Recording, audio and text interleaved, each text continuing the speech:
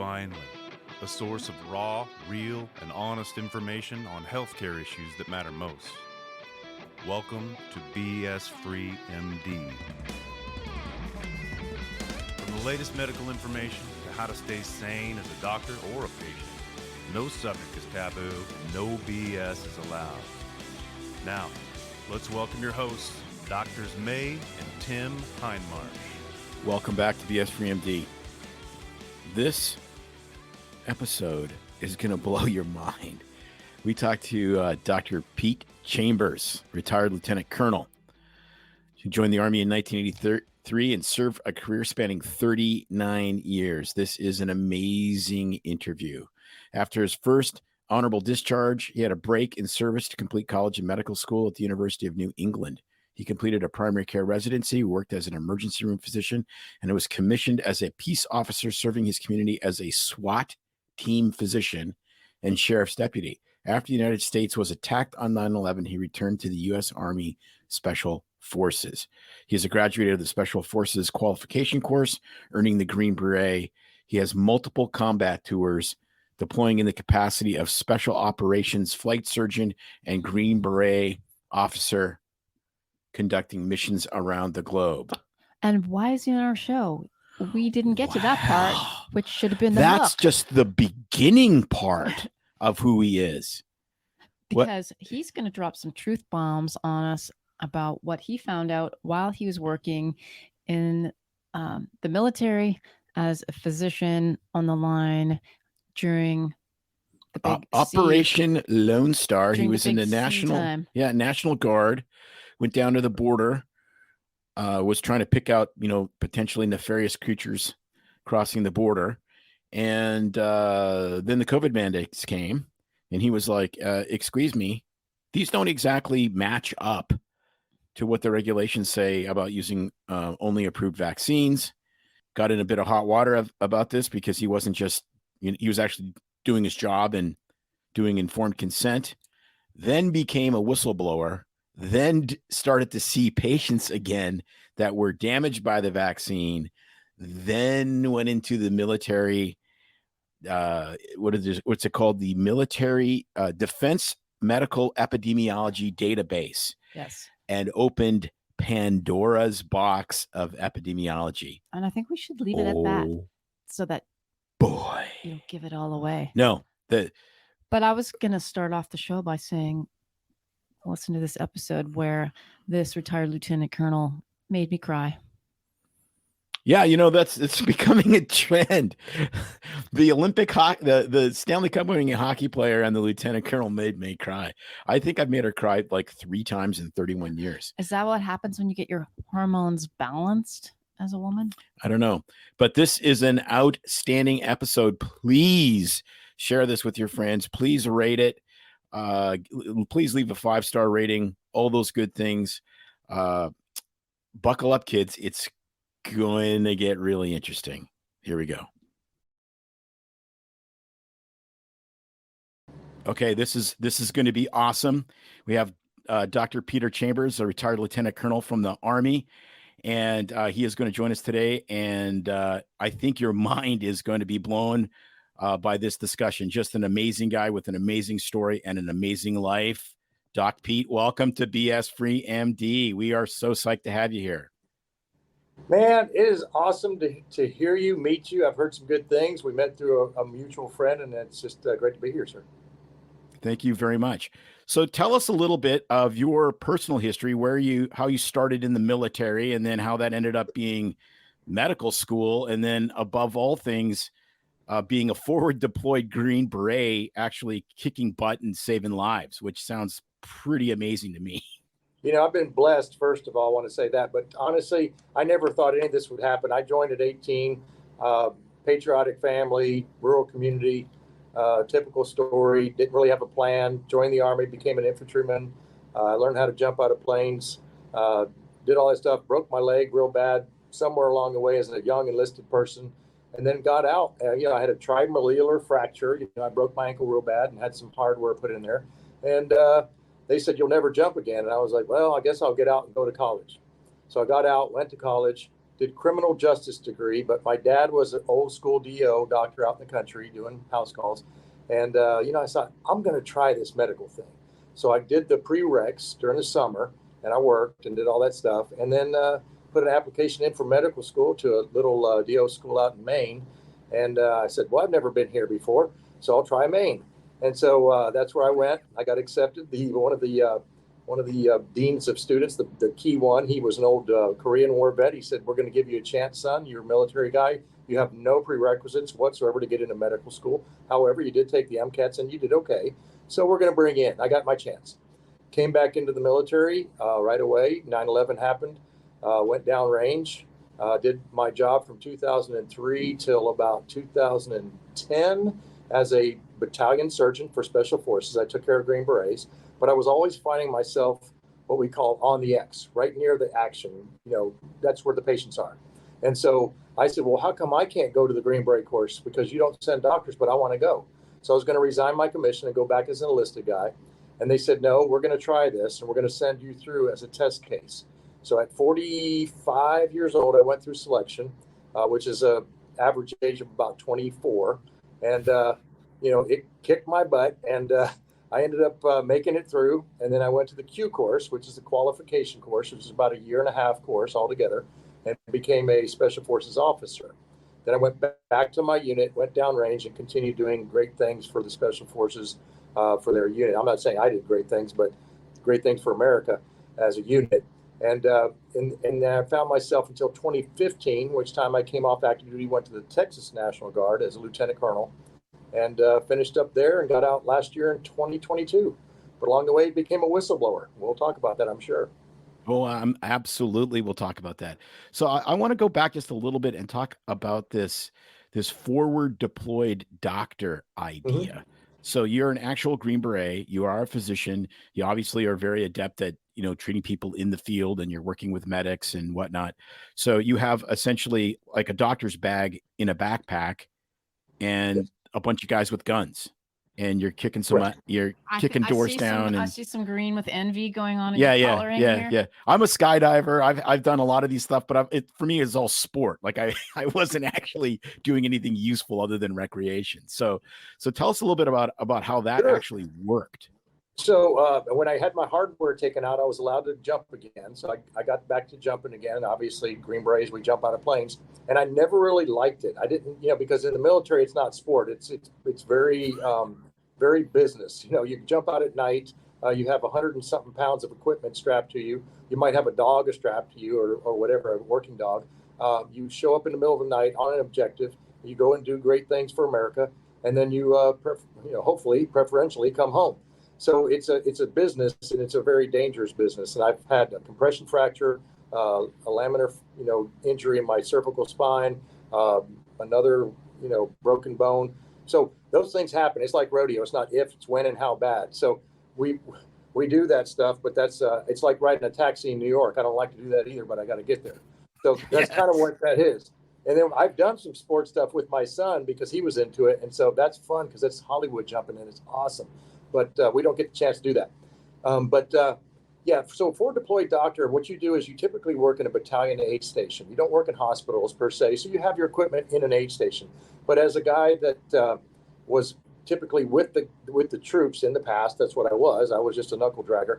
I realized that I needed to be more forward. And Fallujah, the first Fallujah kicked off, and that was in Iraq in 03, 04 timeframe.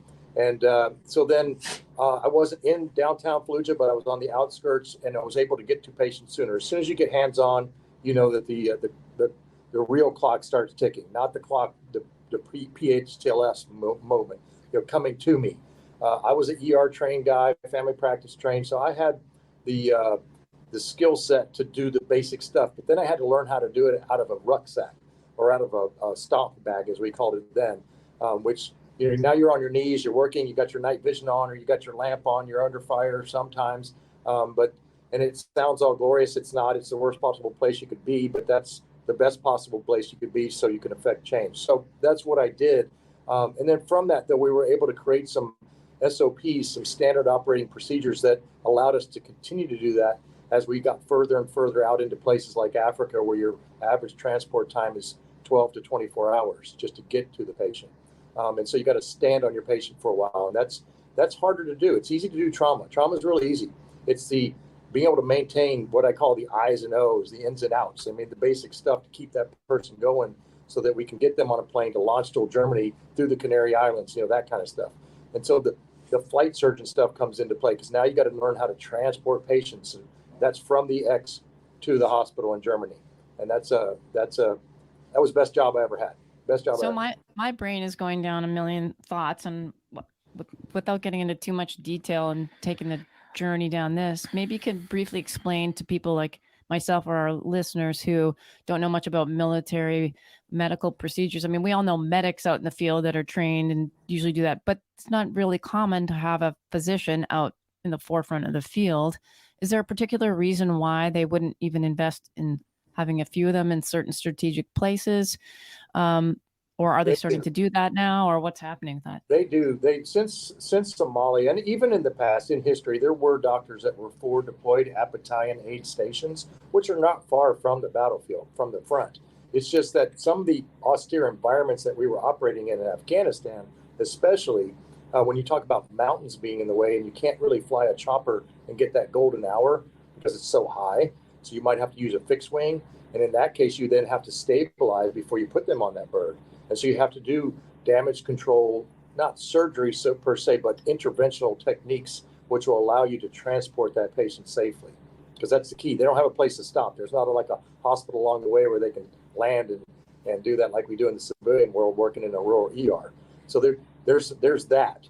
And then there's the other thing is because we do get hit with triage sometimes, and triage usually implies a mass cal.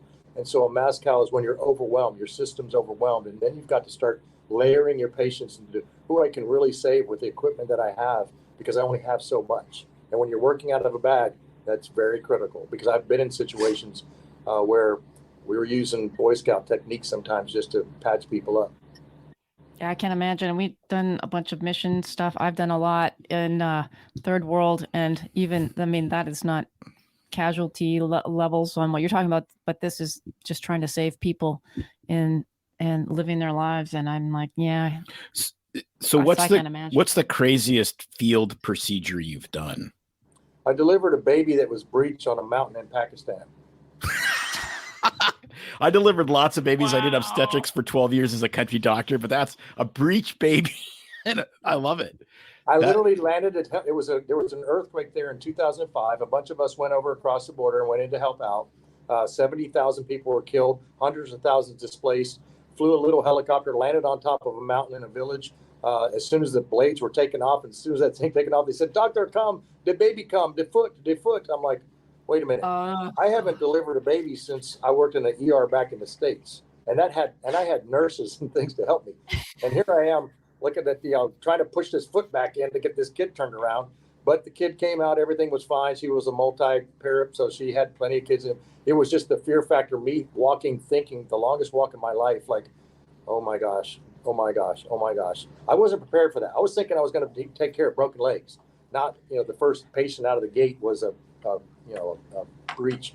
But that's an interesting one. But honestly, RPG stuck in the thigh of a soldier that didn't go off, where you have a live piece of ordnance and you got to ride back with them to the base camp and do the procedure outside so it doesn't kill everybody.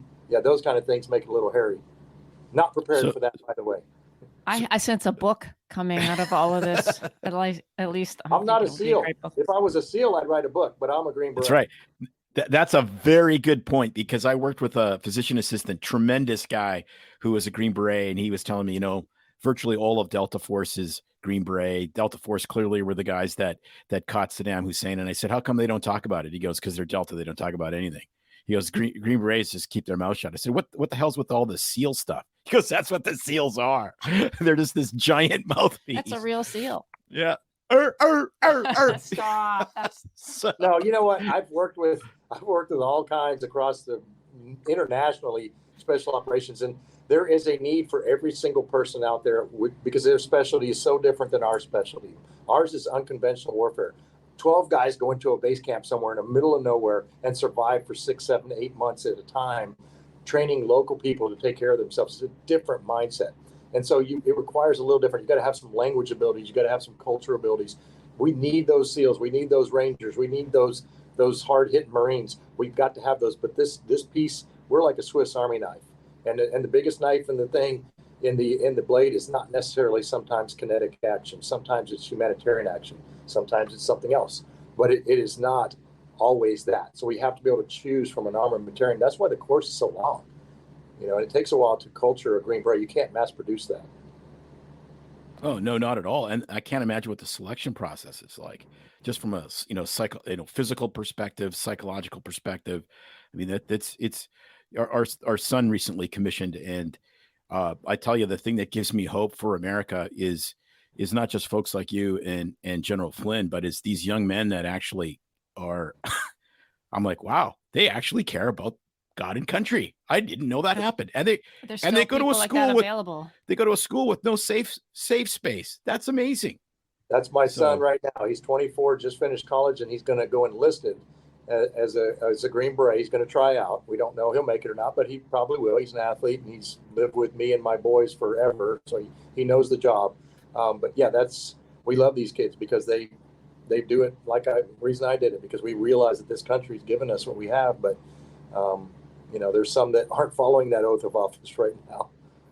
Well, good for him, and we wish him, and we'll pray for the best for him, because we need more like our son and your son to keep this country or get it back on track, or whatever you want to say. Exactly. Yep. So let's move on to the whistleblowing.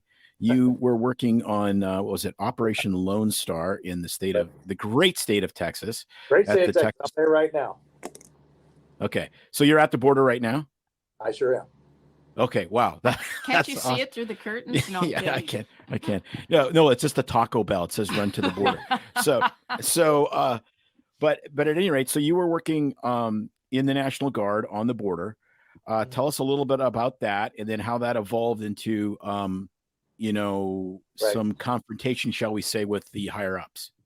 Yeah, and so what happened, I get called down to the border. Well, they asked for a volunteer, and I was like, nobody else was taking it. And I went down and helped out with an infantry unit down there, a battalion, 600 guys. It's the 3 of the 141, great battalion. The history goes all the way back to the Alamo, which I was like, this is awesome. I'm in a unit that has a lineage back to the Alamo, like William Beret Travis, like this is a Texan dream. And I'm down here with this unit. I was typically in special forces units, but they needed a doc. And then from that, Operation Lone Star grew to about 10,000 soldiers, because we have 1,250 some odd miles of border on the Rio Grande River. I'm currently down here in Eagle Pass, and that's about 2/3 of the way down. And what we have is a humanitarian crisis going on this border, but it's also, looking for a needle in the haystack kind of thing. We got to look for bad guys coming across, and that's what we do. We're not necessarily the Border Patrol where they're dealing with the family units. But while we're on this mission, then comes the mandates for the shots. Okay, so when I'm talking about the shots, I don't know if I could say it on here because you might get blacklisted and kicked off.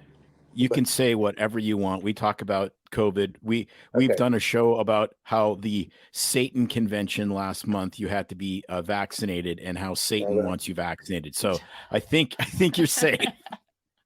So we go on this, and I assume that we go on this mission, and I'm doing informed consents, because when the shots came out, when the jabs came out, it didn't take long to look at the VAERS data, and it didn't take long at our DMED data, and I'll explain that, the Defense Medical Epidemiological Database data. It didn't take long to figure out there was a major malfunction going on here. Besides the fact that we had already kind of gotten a little leery, at that point. But when the soldiers on the border, when they came on there, we didn't have the mandate. As soon as we knew the mandate was coming, I prepared this slide deck, this 90-page slide deck. I got on my website. If you want to tell people to look, it's drpetechambers.com, drpetechambers.com. My line of effort page has my very first 90-point PowerPoint that says the good, the bad, and the ugly, because that's what we do as doctors, right? We tell the good, the bad, and the ugly.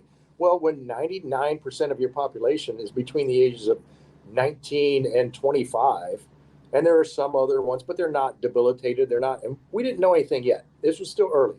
But I did this PowerPoint, and I didn't brief all 90 pages, but I had them out there prepared so I could teach myself while I'm going along. Look, I'm a plumber on the battlefield.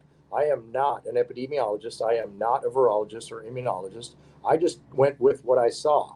And I looked at the CDC data, the NIH data, the WHO data, and I looked at all these things and I said, well, then how come I just came from Africa?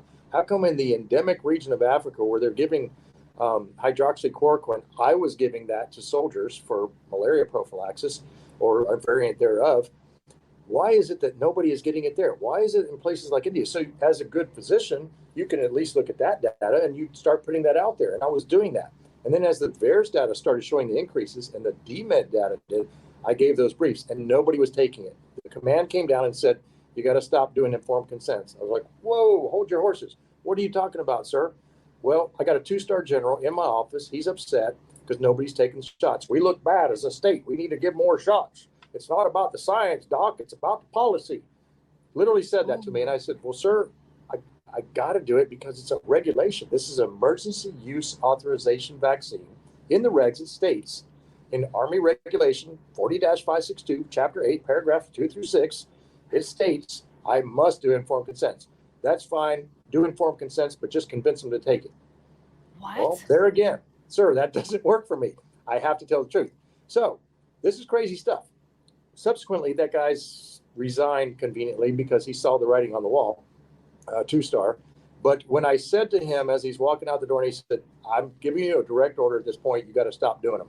I said, sir, well, that's an unlawful order. Wrong thing to say if you're a lieutenant colonel talking to a general, because you lose your job. And I lost my job over it. Didn't lose my career, didn't do anything. I lost a little bit of pay and stuff like that. I got it back. But it was, to me, the red light went off. It was just like, okay, these guys have lost their dang minds. So Senator Johnson at that time was seeking for some whistleblowers to speak. That's when he was starting to talk about it with Dr. Teresa Long, who was a flight surgeon out of Fort Rucker. And so I got a hold of her and I said, I'm looking at the DMED. You're looking at the DMED. Why is nobody else saying anything? I don't know. But we're willing to say something. Will you as well? That's me. Now, as a Green Beret, I stayed in the shadows my whole life. I only had one picture of myself on the internet, was me graduating from residency. That was it.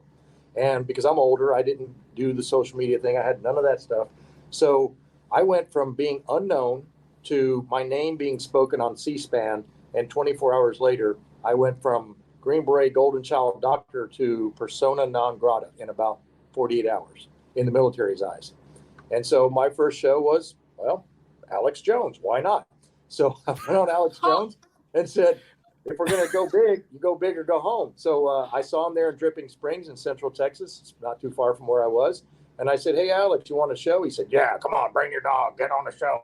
Let's talk about January 6th. Let's talk about this and that. I'm like, I got to talk about the border. That's all I'm talking about. We got on there, had a great time, told truths, and I got smacked down. Even though I gave my disclaimer, I'm not speaking for the DOD, I'm speaking for myself, but it didn't matter. So, lesson learned, but it didn't matter. I had plenty of years in, I could retire, and I did. And when I retired, that's when I said, well, I can go back to the ranch and work cattle, or I can get in this fight. And I got in the fight, which is for humanity. It's not just for the United States. It is, but it's about humanity because we see it across the world. And that's where that whistleblower status with that DMED data, which we were showing to Senator Johnson, came out. And I'm sure you'll have some questions on that because that's a pretty interesting bit of information there. Right. So let me interpret exactly what we've talked about. So you're at the border. They're asking you to give this vaccine. You see it as an emergency use vaccine. The regulations are saying you can only give an approved vaccine, which is Comirnaty, which of course never came out because they never wanted an approved vaccine to be used.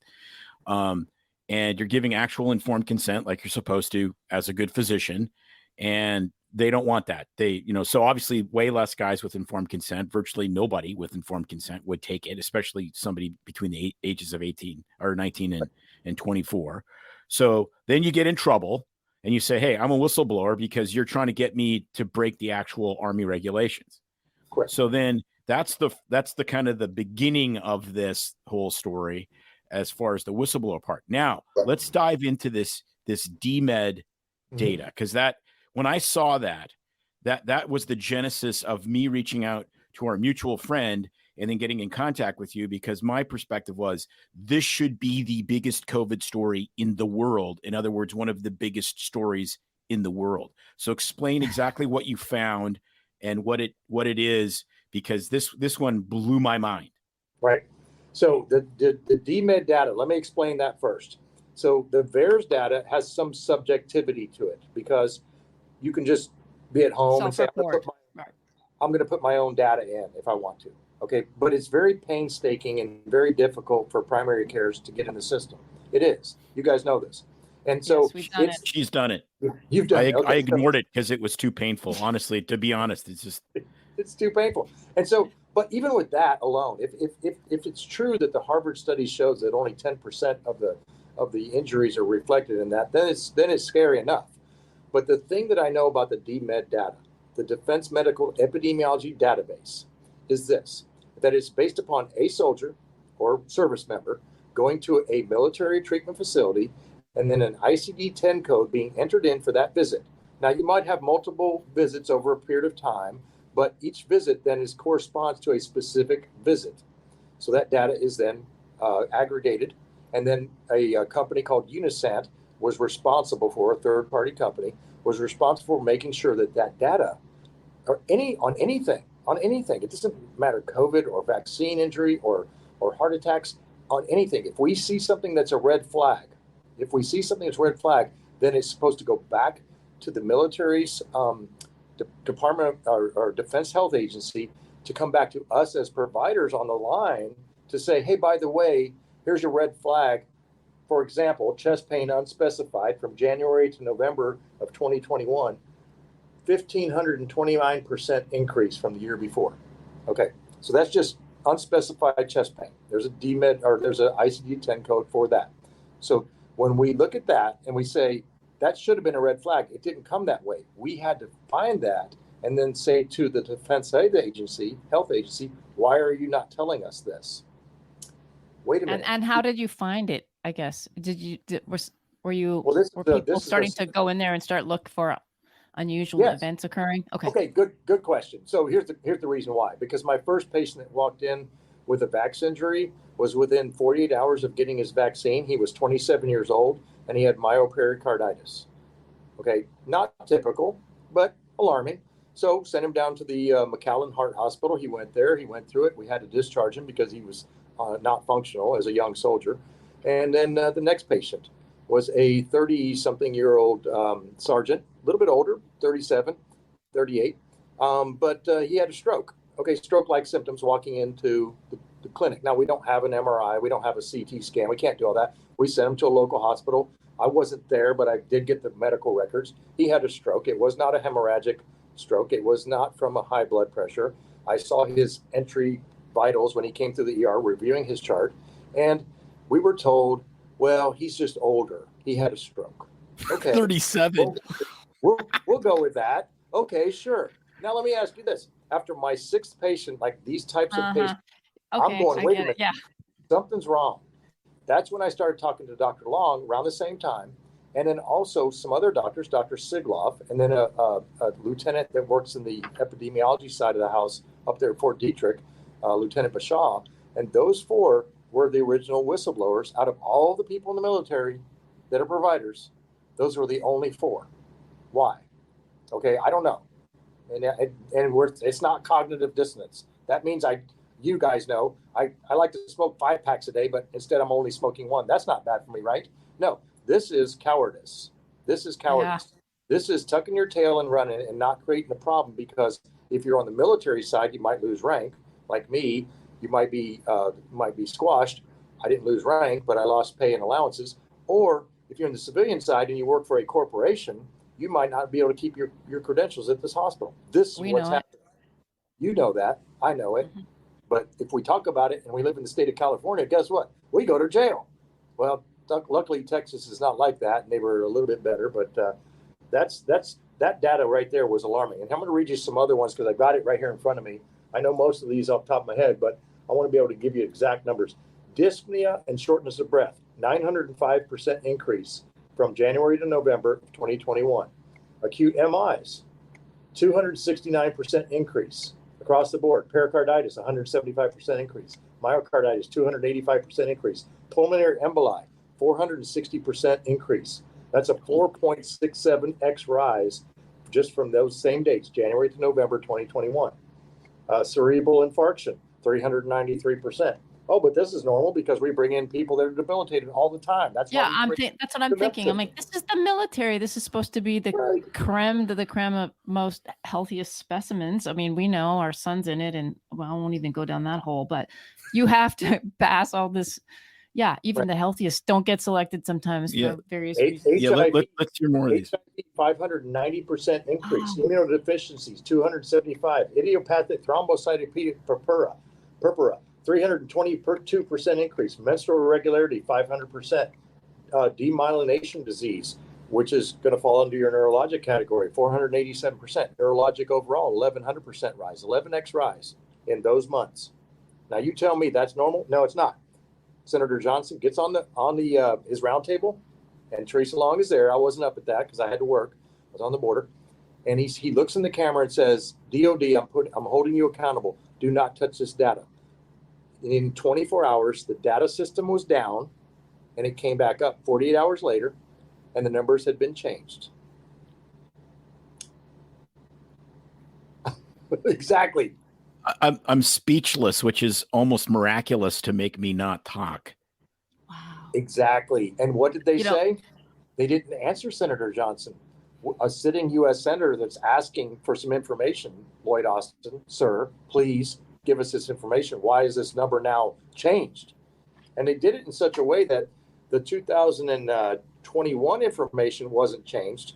They just brought all the years before up to match that, so it didn't look like it was that much of a difference.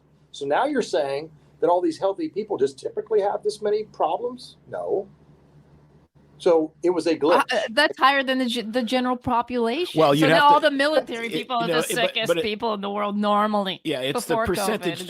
It's a percentage change. So you have to look at absolute numbers, but at the same time, they're making them sicker to begin with. When these are these are by and large much fitter specimens. Right. And much younger than the average population, and so it's so that perfect. Part's laughable, but honestly, like I know my jaw dropped, but to me it's totally disgusting. Whoever said do that, whoever's in charge of that, like there's a special place in hell for that person. It is criminal and it's disgusting morally on so many levels. It pisses me and all the listeners off, obviously. But how dare you? How dare you? And how dare you not answer the senator when you work for him? And here's another thing.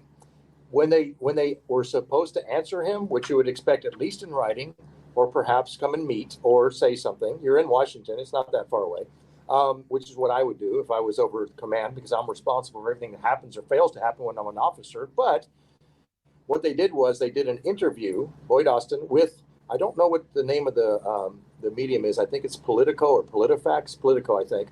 Politico. And in there they said, well, there was a glitch in the system. We fixed it. It was a glitch.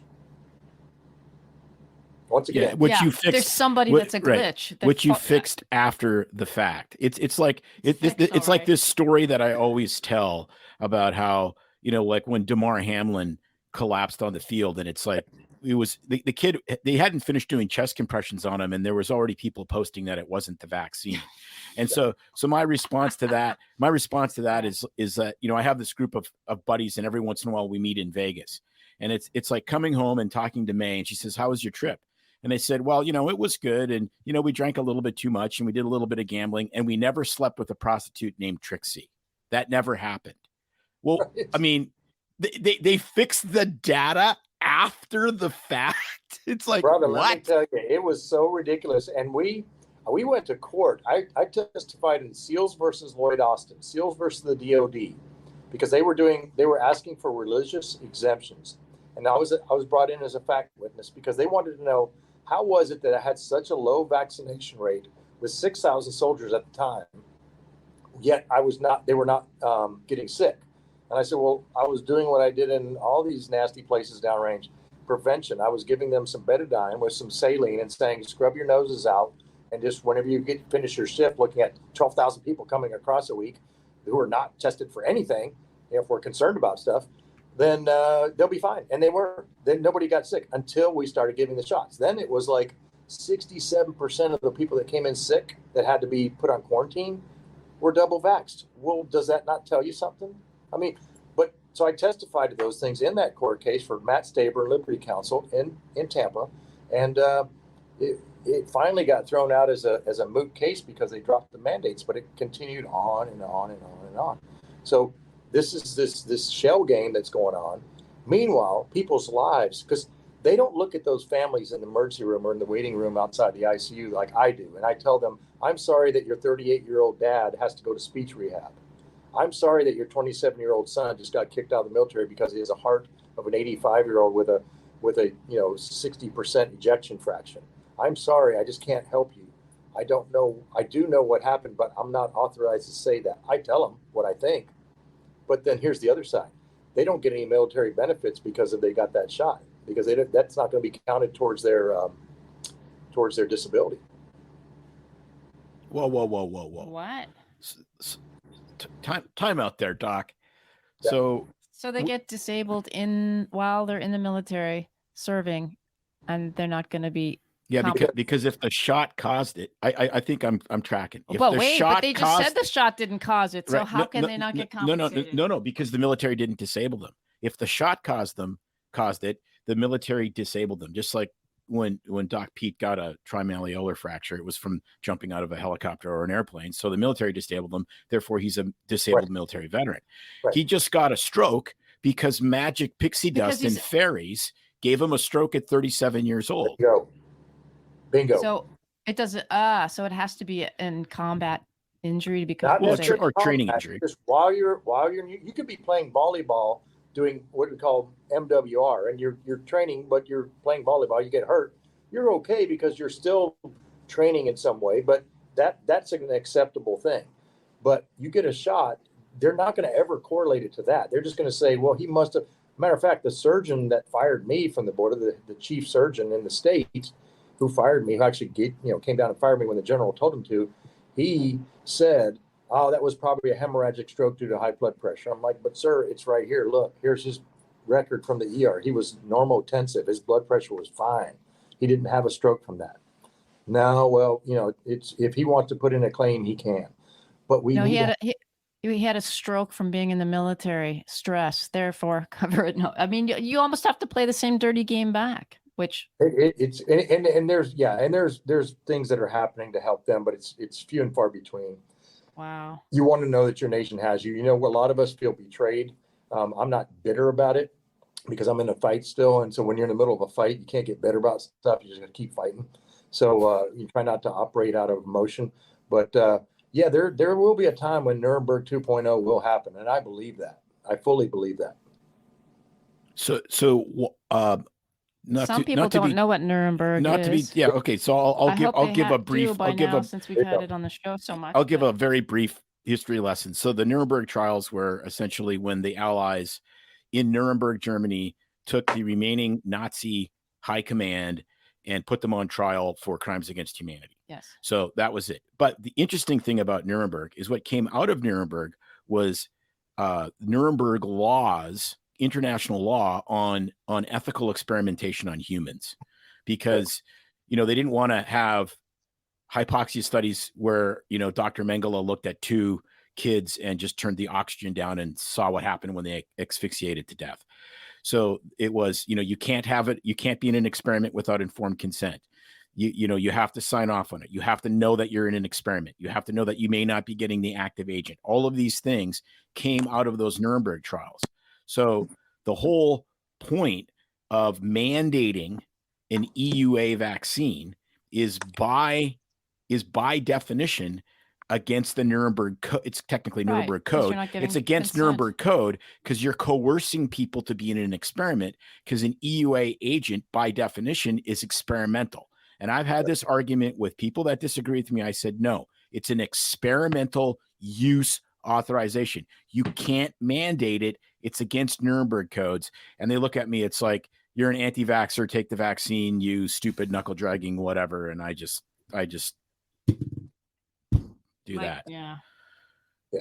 That's so you nail on the head. Perfect roll up on that. Yeah.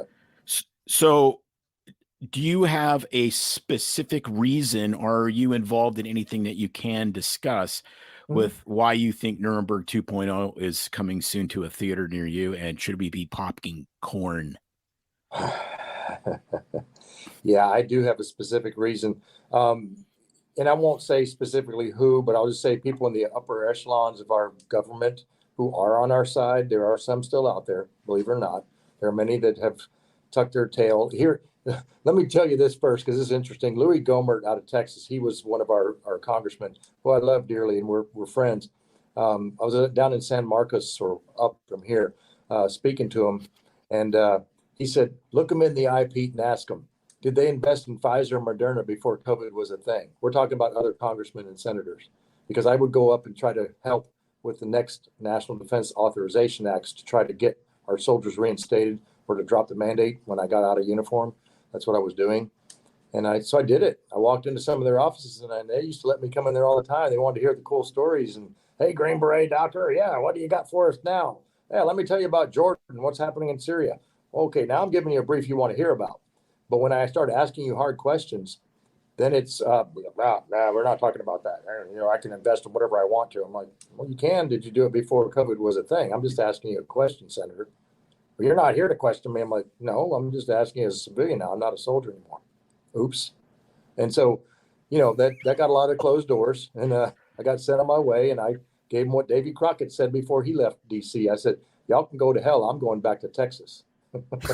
That's awesome. I love it.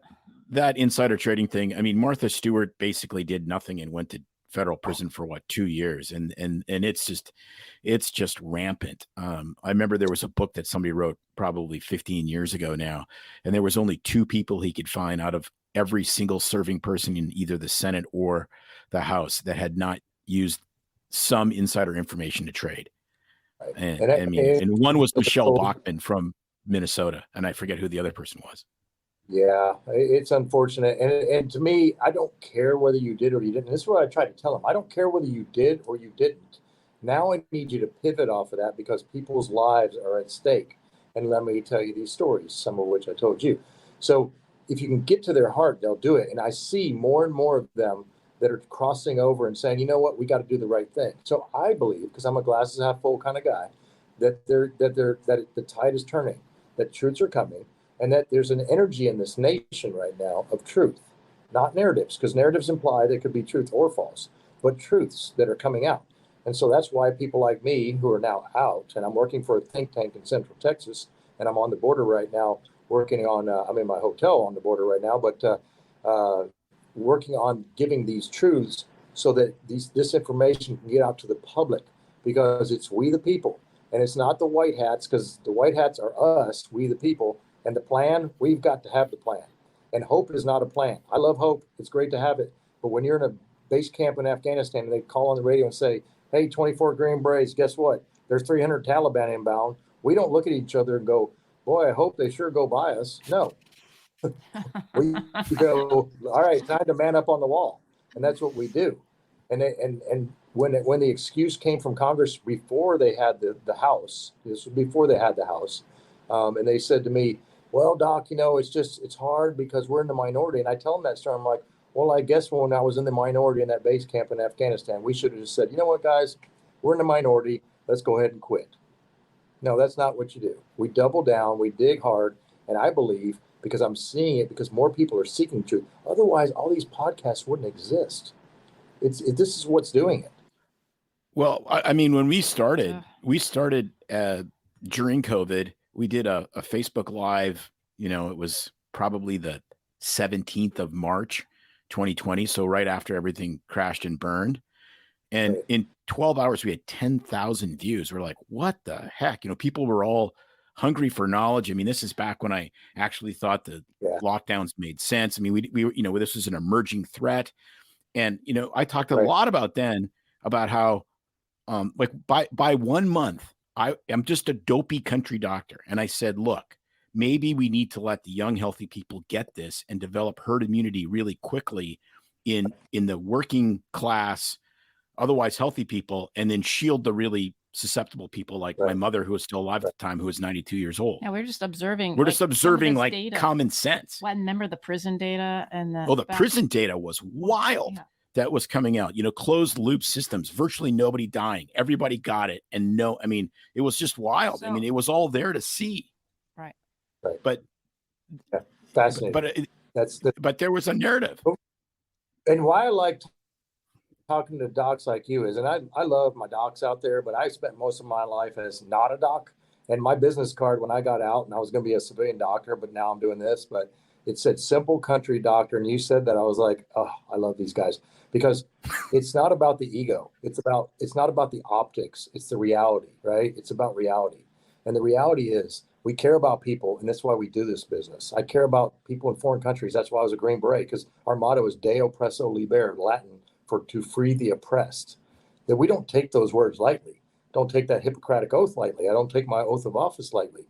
Those words have meaning. And that's why this is so important. So I love my docs, but on some of the shows, when you have 20 docs on there and they're all talking about how they're the smartest person, they figured this all out first, and you need to buy my product and I've got all the answers. I think it's great, but we also have to think strategically as what's the next thing coming? What's the next pandemic of health emergency of international concern, so that we can be prepared to hit the truths early, so that we can beat them to the punch with this next lockdown or this next quarantine or whatever they're going to do, because we got to be ready. Because they tried it once and look what happened. Everybody became a lemming and tried to edge their way to the edge of the cliff. Well, I see it already. I was actually on vacation last week and popped the news on. I was Good Morning America, or I don't know what TV show was on. And I said to Tim, here comes again, new vaccine. So people are getting used to vaccines, and now they've got a new one for RSV. We tried that before in the past, major fail. But now they're going to combine vaccine for... Right. We tried the RSV vaccine. Here's the problem. And this is what drives me absolutely crazy, because it's basic virology. I didn't know this. I swear I've given myself almost a PhD in virology in the last 3 years. Now, right? So we tried making an RSV vaccine in 1969. Okay. Like 1969, not 1970, 1969. So over 50 years ago. And they gave it to kids, and their antibody levels came up, and they said, this is fantastic. We're going to not have any infants with RSV anymore. Great antibody response. And then they put it out in the real world, and they did human testing, and the kids that got native RSV after they were vaccinated died at a higher rate because of antibody dependent enhancement. And it's not because of the vaccine. It's because of the kind of virus you're vaccinating against. It's a very small, very simple respiratory virus. Just like a coronavirus, which is a very small respiratory, highly mutagenic virus. That's the problem. It's just like the HIV vaccine that doesn't exist. There's some things that vaccines don't work for, but these guys like Fauci and Gates get so literally Jeffrey Epstein levels of arousal as soon as you say the word vaccine. And it just makes me it's no. Some things it doesn't work for. Some things it's not a vaccine. It just kills your immunity to normal stuff. To me, there's some kind of demonic control that they want to put over our nation, because it's about ego, and it's about, there's a lot about money too that they're making hand over fist. The CARES Act and all those things where you can put somebody in. If you added the diagnosis of COVID-19, you got paid so much more money. I got it. But that's really the travesty in all this, because had we left those alone, and I'm not like you. I mean, I had immunology. I barely passed it in med school, and virology. I hated it too. I hated it. But that's why I became a hands-on kind of guy. But because now I know what Mueller's ratchet is, and it says that the next round of this is going to be weaker, and the next round of it's going to be weaker, and we'll get through this, and it'll taper off, and we'll be fine. But when we watched the influenza numbers decrease to where they were so much lower than the years before in deaths attributed to influenza, yet this COVID-19 thing took its place. We have to ask ourselves, how did that happen that year? How did that happen? It doesn't make sense. So, and it was only those nursing home patients or those that were debilitated Those are unfortunate things about pathologic processes like that, but those happen. And it's our job as doctors, and we both know that we all know that you can't, if you intervene, especially me in the emergency room, if I intervene, sometimes there's something there's nothing I can do. And sometimes there is something that I can do, and those things you do, but sometimes there's nothing you can do and people are just going to expire, and that's just going to be the way it is. But in this case, by doing that to humanity, we've created this all-cause mortality increases across the world in the thousands of percent rises that are almost similar to what we saw with the DMED data, that it only argues the case that the DMED data originally was correct. Now, there are some people that say it was incorrect a little bit. Okay, that's fine. We can tweak that, but does it not require an audit, or does it not require an autopsy in the emergency room when a young person comes in and dies? Yes, but we're not being allowed to do those anymore. We can't fully look at that. I talk to the coroners around the country now and ask them, and they're like, we just don't do that like we used to. Well, why not? Well, we're just not. I mean, we can't. Well, So they don't want to know. Yeah, I've heard that, they're finding these bodies with all these weird clotting fibrin deposits. You hear the stories, morticians finding these things throughout the body on, record rising levels compared to normally. And that you're right, that the general autopsy rates are going down for some reason. And we don't know. The thing that drives me crazy too is that the whole narrative, which you still hear from lay people as well as the medical profession, is like, well, yeah, there might be some side effects to this vaccine and it's unfortunate, but the number of lives it saved when you got COVID is so much more than the side effects. And I'm like, really? Like, what data are you basing that on? It's just confabulated data. And that is a Marxist technique, Hegelian dialectic, to have a synthesis and an antithesis, just like CNN and Fox News. Right. And it creates a synthesis while we're all discussing, hopefully debating, but we're not allowed to do that anymore. But hopefully we're discussing things. What happened to morbidity and mortality conferences? Those things just disappeared.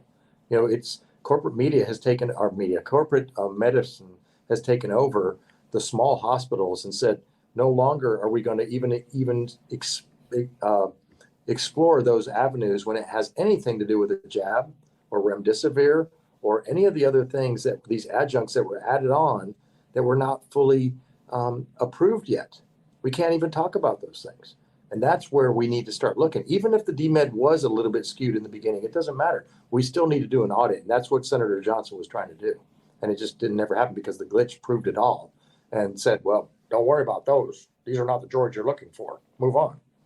No, that's so in the military, like, how much does sort of shit roll uphill really? Like, so the guy that ahead of you that told you that you had to just shut it down, you had to not do the informed consent. So someone's telling him, correct, right? And someone above that person's telling him, and like it goes right to the top, right? Because the military works very much on an order system. So the order comes down from the Department of Defense to the Department of the Army, in my case, down to the subsequent combatant units down at the lower level. All right, so that rolls downhill. When it goes back up, and this is why I became a whistleblower, because I went by the chain of command. I went to my superior officers. They didn't want to talk about it because it's too sensitive. Okay, I went to the commanding general. I don't want to talk about it. It's too sensitive. Well, then I have to do a congressional. I talked to a couple congressmen. Congressman Crenshaw out of Houston. Don't want to talk about it. It's too sensitive. All right. So then what do? Well, finally got a hold of Senator Johnson through Dr. Long, and was able to get that information out. But it took going to that level, to a senator, when I could have handled it at my level, but nobody wanted to listen to it because it's too sensitive. Is it really? I mean, these are lives we're talking about. Too sensitive, does that mean too classified, above my pay grade or level? Or does it mean... Well, there are things like that, but in that case, it was just, I don't believe what you're saying, Doc, and I'm being ordered to do this. And that goes back to Nuremberg, because that was the excuse that people used in that trial, and they hung. Yep. Or they went to jail. They hung because I was just doing what I was told. I just pulled the lever on the gas chamber because that was my job, and it didn't fly then, and it doesn't fly now. So you just need to follow the trail, just literally like the rabbit or the cat following the treats up the trail to the top. I mean, you know that Senator Johnson's involved. I mean, so how high does it go? Who's the top? When does it's too sensitive stop? But well, if you believe Sasha Latipova and and Bobby Kennedy, if you believe them, this was all a DOD problem, because the DOD started it with funding gain of function through the NIH and the NIAID, and then whoopsie, it leaked, because what could possibly happen with letting China do our research for us in a city of like 50 million? Nothing could possibly go wrong, and they got caught with their literal pants down. So then they the DOD does what the DOD does, and they look at it not as a public health problem, but as a mitigation strategy, just like it was a military operation. And that's what it was. We were caught in a big military psyop. Yes. And if you go and if you get a chance, look at my website, because on the lines of effort page, I have a whole PowerPoint on the weaponization of public health. And in that, I line it out by date, all the way back to Kissinger, on how public health and then health in general was usurped by the Department of Defense through a series of codification of laws and National Defense Authorization Acts, which gave the DOD authority to do these things under the Defense Health Agency, when HHS was taken and put underneath DOD during times of pandemic, because DOD was the one that ran Operation Warp Speed. And so I've spoken with Latipova, and I was on a show with her, and we talked about those weaponizations. And that paper that she did with Catherine Witt, they did a wonderful job of taking they didn't use my data, but I'm just saying my little cursory level 30-minute speech on weaponization public health that I gave to the Alaska legislators and the Idaho legislators. They took what information I had. They were working on it already with a team of 100. I had a team of me, and I was able to do a half-hour presentation to show the different places where over time, executive orders, even under George Bush Jr., who said, well, if we have these diagnoses, we can quarantine you. Okay, that was GW. And then we go a little further along. And then in 2019, really the big push happened right before COVID was a thing, to codify so that DOD, Defense Health Agency, would then pull HHS, Health and Human Services, underneath their command structure, if you will. Or it was a memorandum of agreement is what happened. Now, Watt and Latipova, I tell you, people that are listening, look those things up, that Substack that they did, because it lines it out in pages of information. It is. We interviewed her a couple of years ago, and I want to get her back. We need to get her back on. I always like to say, all these people that I watch on Dr. Drew Today were on BS Free MD 2 years ago. We're like, thank you, Drew, for not having us on. So that's just a little bitterness on my. We're too prime before our time. Yeah, we're just way too cool for school. That's right. Yeah, that's totally besides the point. No, but it really is. It really. So you're gonna blow up. That means you're gonna get rich and famous, I guess, because you're on. Yeah, no. We interviewed Peter McCullough about a year and a half before Joe Rogan, and then he ends up breaking Joe's record for most downloads. What about us? Well, we got like 1,000. You got 50 million. Wow. But it's all these shows that bring all those things up because people are interested, and then it goes up. I mean, I don't know. I mean, I just, I was on Ann Vandersteel a little while ago, and then InfoWars with Maria Z a little bit before that, talking about the border stuff, which is a whole nother situation, but it's all tied together in this whole destruction of the United States Constitution, really is what's happening. And it's taking those laws that we had for years and years and years, and that life that we were used to, and it's stripping that away. And this transfer migration is all part of this. The COVID thing was a part of it. It was a huge part of it, because that was the leaps and bounds. It was a warp speed in the sense of losing our freedoms and our liberties. Yeah. But I think part of that warp speed is it pulled the Band-Aid off really fast, and people are now like, holy crap, there's really an ulcer under there. Yes. And I think that's with you. I believe that people are waking up. And look, when we had them on their heels, and I don't think that Trump was supposed to win. He did. He won. And I think that Hillary thought she was going to be it, and it didn't. But that sped up the I'll just say the enemy in this case, the privateer corporations and the WEFs and the transhumanists, they got crazy and said, well, what can we do? Let's kick in this 2030 agenda thing, time meow. And that's what they did. Right. Yes, because it was all written out and planned for. I mean, we all know that.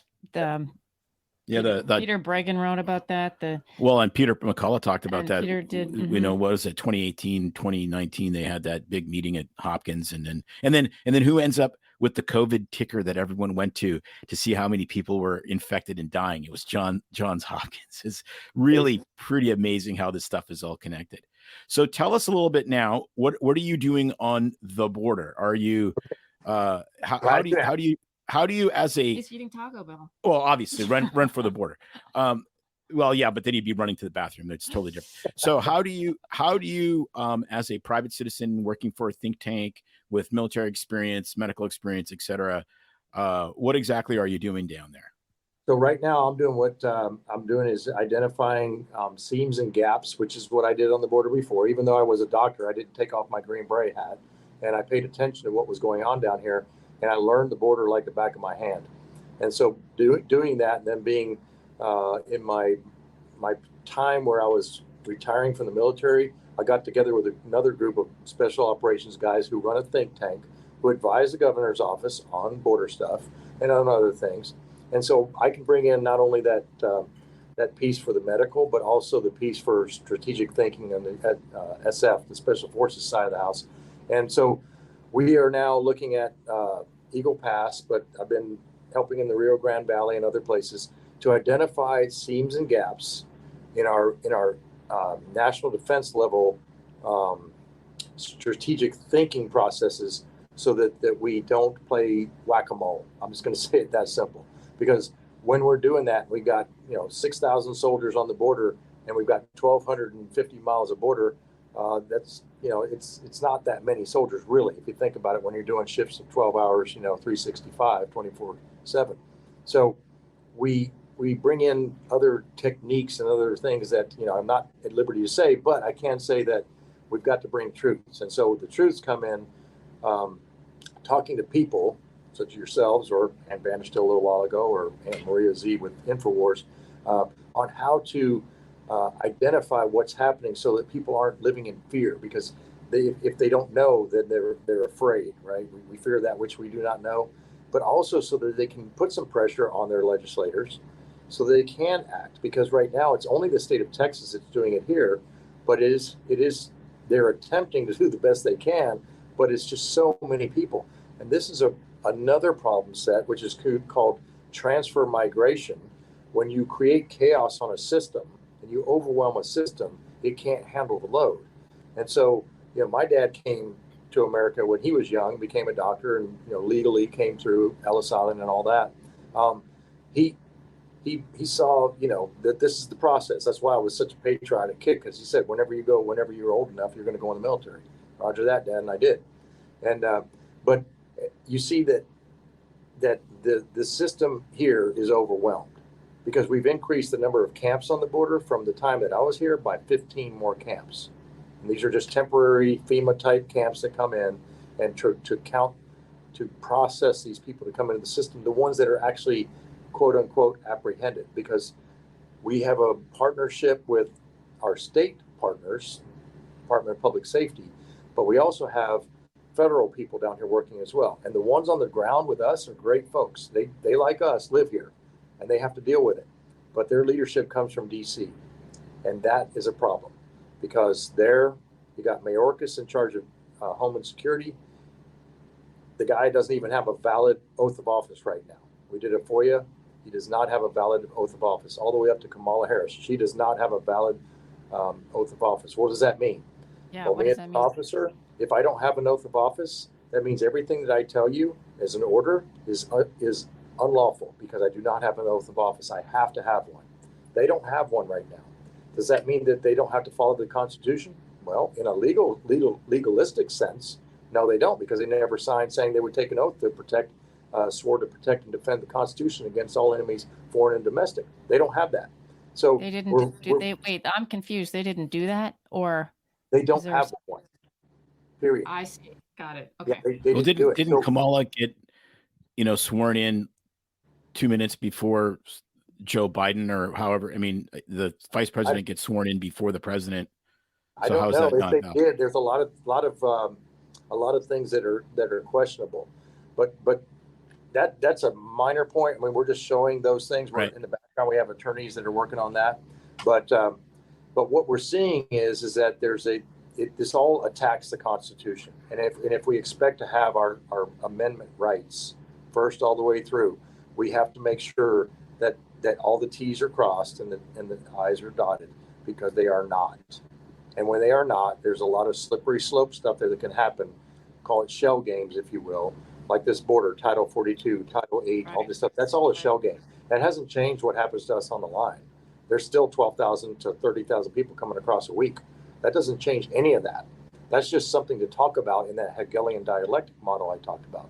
So that keeps all the big media talking, but on the ground, the fact is that we have to embarrass legislators in order to get things done.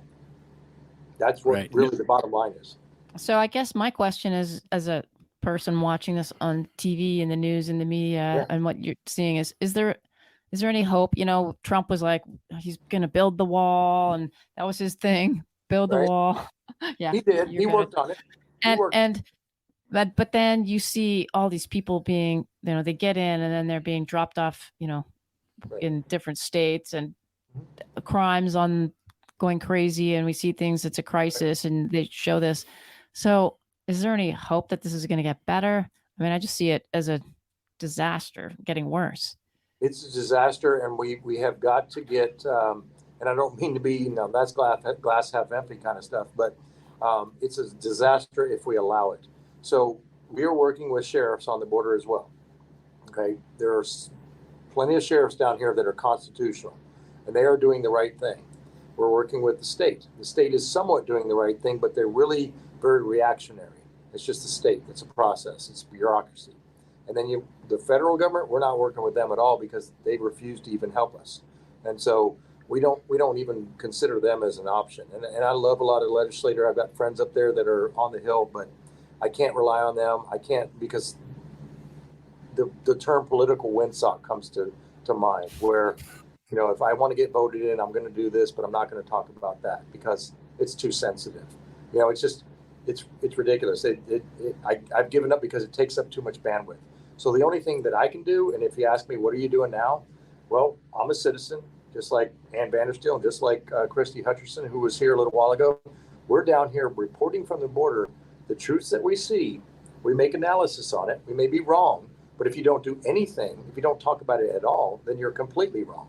So we have to do this stuff. So we are out here, most of us, funding it ourselves, or we're getting donations from people, and it happens because they do care. Most of the stuff that I got through a Give, Send, Go was literally $20 to $50, hundreds of people from all around the country, and that puts gas in the tank so we can continue to operate. Because the think tank doesn't pay unless we get contracts, and we don't have a lot of contracts. And this is me not begging. This is saying there's some great people out there that are doing that. And so on my website, I have a mission statement, and my mission statement is that I have a team. Basically, I call it my remnant A team, because these are remnant people who are like awake, and they're not, you know, lemmings, and they're doing the same thing that I'm doing. I'm not the only one, and we're out here, and our mission is to identify these vectors and avenues of oppression upon our people, ascertain specific seams and gaps in their environment that lead to oppressive practices, and then find courses of action to equip those same people in these communities to take care of themselves. Because when we talked to General Flynn, and he said this numerous times, it's about the grassroots. Well, this is what grassroots is. It's coming from the bottom up. It's coming to these sheriffs and emboldening them as citizens groups. We've got 5 right now that I deal with in Texas to support that sheriff, but also to act as a neighborhood watch, if you will, so that they can then legally, morally, ethically support that sheriff, because we don't want to be misconstrued as militias or anything like that, even though that is in the Constitution.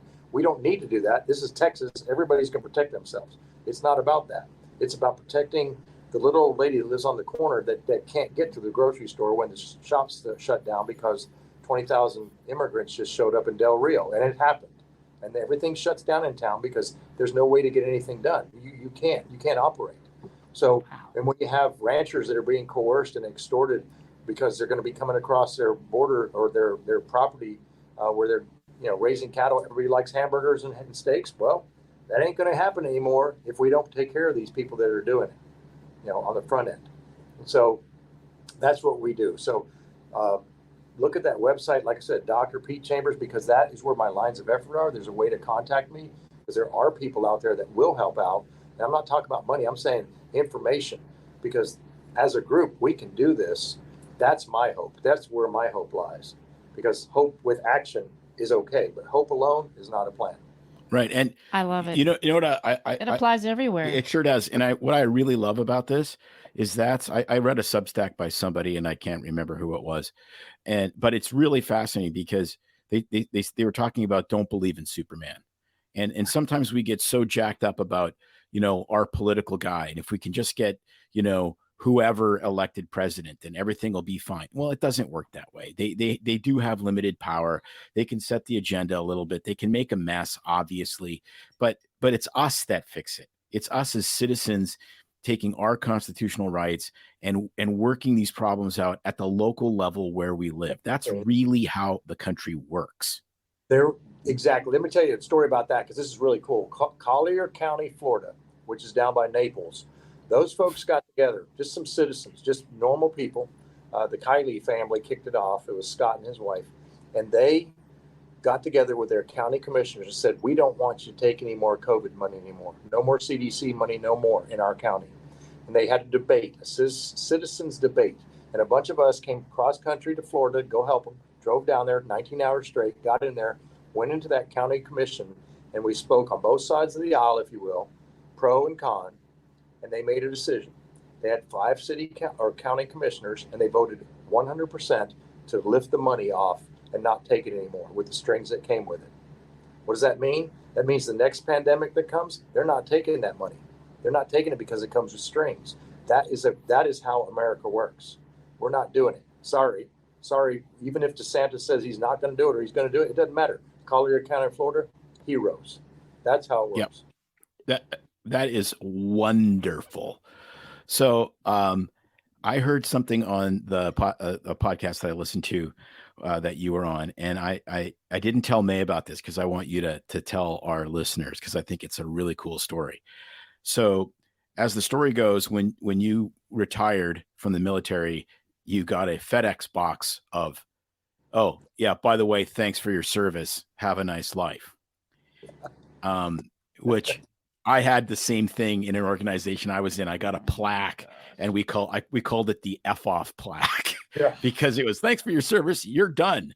So at any rate, you got the FedEx F off box. This is great. Oh yeah, that's great. So I get this. I'm retiring now after 39 years in service with the active and Guard and Reserve time, and so I get this. Well, typically, let me explain how it works. When you retire, especially as a lieutenant colonel, they have a ceremony. Yeah. The governor, and the Guard usually sends something. The general comes out. The ones that were yelling at me, they give you something and say, "Thank you for your service. Here's plaque from the state. Here's your piece of paper that says thanks for your 39 years of service." And then I didn't get mine that way, though. It didn't happen that way. What happened was, so I get this FedEx box after I retired, and it shows up, and there's 3 pieces of paper. There's one from the state saying thank you for your service, and there's one from the Department of Defense signed by Millie, and I get that from him. And then I get something from Brandon, and it says, this is like a huge certificate that says, really neat. If you were to put it in a nice frame, like this is a piece of paper from the President of the United States.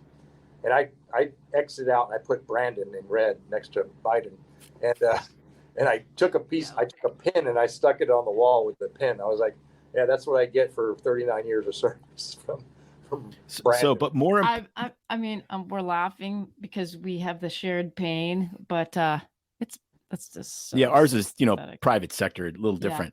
But tell us what do you have on the wall of your office that means something to you? Well, I have several things, and I don't have the I love me wall thing going, but I do have a card from a family that hard to talk about. There was a guy that we had to crack a chest on downrange, and we got him back. Like literally had a hemopneumothorax. I was literally on the ground doing this because I had no other thing to do. We're miles away from anything. And he had some shrapnel that came in from under his pelvis and went up into his diaphragm. So I couldn't see the hole in his chest. But anyway, cracked his chest, got him cross-clamped. He did fine. He got back, did surgery. Everything went great.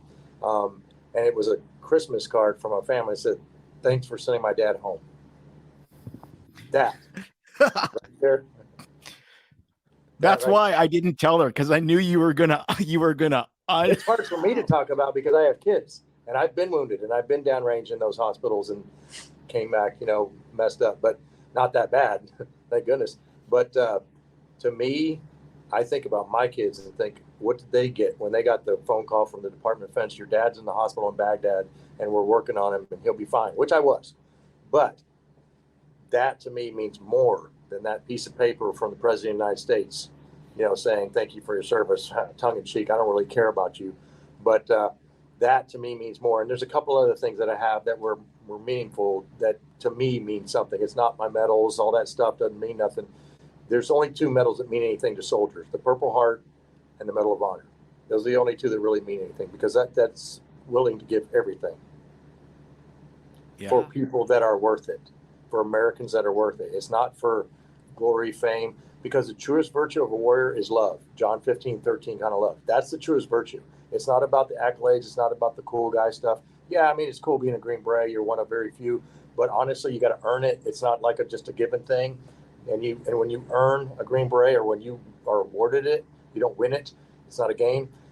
When you earn that, it's because you were out there right where the rubber meets the road. And I've been wounded way more times as a doctor than I ever was as a trigger puller, because that implies that I'm taking care of somebody in a bad place. And that's what you do. Well, you know what? That Christmas card that you've got, to me, that's your medal that says you're a war hero. That's why that's why people like you do that. That's why we do the crap that we do, and we call it the rural mission field of medicine. Because that stuff means more to us, and that just tells us where your heart really is. And thank you for your service. Right. Oh, you're worth it. All right. Wow. Well, before we all turn into a big puddle, thank you again, Doc Pete. This has been absolutely outstanding. I know our listeners are going to just love it. Again, where can we find you so we can be of some aid? So on the website is Dr. Pete Chambers. I just have one thing, really. Dr. Pete Chambers. There's no dots. And then .com. Yeah. And then on there is a Telegram, and you can go to the Telegram and you say hit here, and it'll take you there because I can't remember it. That's where I really talk to people every day about what's happening every day, and then I go back and update my website whenever I can. We'll put the links in for sure in the notes and on all the social posts that we do. And we thank you so much for the precious blip of time that you gave us, because we know you're a very busy, high demand man. And no, such an honor to have you. No, it's my honor to be here, because these are the interactions that need to happen. These are not shows. This is reality. I'm not an optics guy. That's why I quit doing the other things, because I don't like optics. Optics is not really where it's at. Reality is what creates action. Exactly. What creates motion. And motion, perpetual motion, we know the rules. It doesn't stop. Outstanding. Just hang out with us for 1 sec. We're going to hit the end of the recording, if you could. Okay. So, May, are you done crying? Stop it. I think so. Maybe that's why my eyes are burning now. Wow. Few things make me cry, although I think, like I said, the longer I have my hormones balanced, the more I'm now. What's that song by Shania Twain? I feel like a woman now. Now I'm just crying. Which is good, because anyway, just quote Air Supply, you're every woman in the world to me. Oh my gosh. I'm sure he's going to appreciate that on that. My fantasy. Tagged onto his interview. You're my reality. This is so corny. Yeah, you think? Wow, what a story. And it basically, obviously, I think the truth is that, and people are starting to see that it all funnels back to the branches of the government, the military operations. I mean, the levels of where all this came from are really from way up at the top to the upper echelons of our government.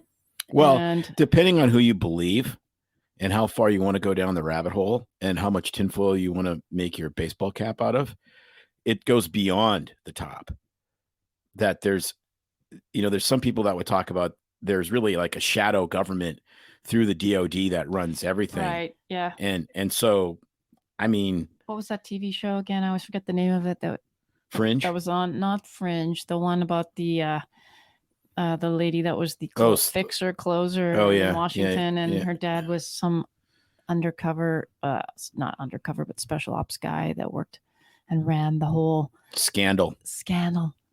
Based off Scandal. They had that. Basically, that's the premise, though. And so you got to wonder if that really doesn't happen, where there is some, you're right, underlying secret ops people that really do pull the strings of everybody from the president to the military. And there's just a few major players. But anyway, aside from all of that, even in the military side of things,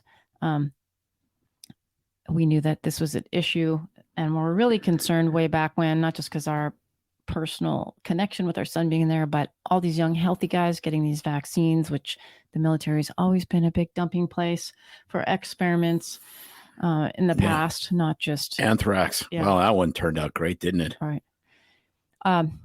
Agent Orange. What could possibly go wrong? Yeah. No, I mean, so Tuskegee Airmen. Oh, I could go on for days. Exactly. And we talked about Sasha Latapova, who, if you haven't listened to that interview we did with her, go back, and we will link it in our show notes, where she basically uncovers the beginning of the Pfizer documents that were finally released to the public and went through all the data of the vaccines. And we need to have her back on the show to. Well, yeah, because her latest thing now, it's Tuskegee experiment, not airman. You're just correcting myself. Oh. But here's the thing that's really crazy is her latest presentations that she's done are all on connecting chapter and verse the drug companies working directly with the DOD and how she basically has the receipts of the DOD, mandating, paying for all of this kind of stuff. And that's the thing, like the entire society was treated like you were in the military. It's like, take the vaccine or, you're out. And, which is not what happens in a free society. So, she is awesome. I like to say she ends up, on Dr. Drew and all these big shows after she's been on BS Free MD. Thank you. I was hoping to be able to go through my past Rolodex here and figure out when she was on our show. It was a while ago, and I think it was May 7th of last year, episode number 71. Yes, it was episode 71 back last year in May. Wow. Yep. Who knew it was that long ago? So it would be great to get her back on the show as well. But check out Dr. Pete Chambers. We will link his. It's basically easy to type in. We'll link it in the show notes as well to see what he's doing. And just remember that whatever you're doing in your community, your county, your state is where you need to start. Be actionable and making a change where you live. You are the change. I hate that saying, but it's the truth. Don't be looking for the next savior. Don't be looking for Superman to come save you. Whether that Superman may be old and demented or orange and hilarious. There is no Superman that's going to save you. We're going to save each other. That's the way a free society works. Amen to that. So until next week. Yeah, next week, catch our next show next Monday, which is always going to be a re-release of our Doc Tales with Cocktails. Join us on our live stream shows where you get to comment, interact with us, and we have a great time together. Super fun for all. Whether it's there or whether you're listening, we hope to see you again next time. Bye. It's no secret that medicine is a bit uptight. That's why Tim and I created BS Free MD to mix things up a little and have fun in the process. Besides, we are having these exact same discussions all the time. so we thought we might as well invite everyone to the party. If you really like us, you can get plenty more and maybe see one of Tim's cool tattoos on our Instagram or Facebook pages at BS Free MD. See you next time.